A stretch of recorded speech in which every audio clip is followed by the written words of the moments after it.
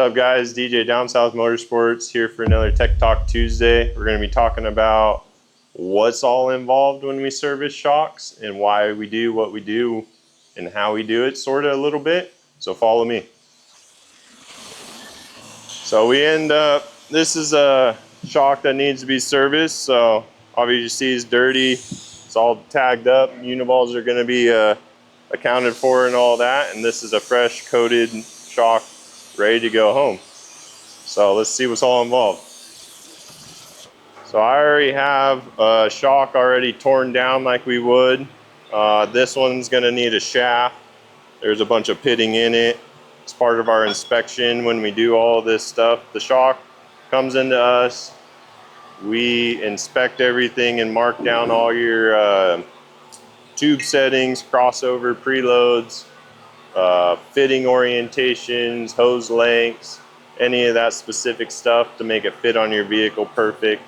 And then we tear it down to your bare bones like you would get it from the factory to put together. Make sure everything's, you know, in tolerance and round, not pitted and broken. Make sure uniballs are all good, or if not, we would take them out and replace them. So then after that, they get loaded into a bin, ran through our ultrasonic here. They get a 20-minute jacuzzi bath basically in there. Then we hand wash all the rest of the gunk off and all of that. They go back on a cart, get wiped down, and then SC1 and shafts get polished and all that. So we can go check that out. We end up polishing the shafts to reduce the friction, and it helps the seals live a little bit longer. And if there's any little teeny tiny nicks that aren't a big deal, then we fix them right then and there. And then after the shafts are all inspected, they do go on a flat plate so we can make sure. We would end up taking a shaft, making sure this thing's nice and clean, same with the shaft.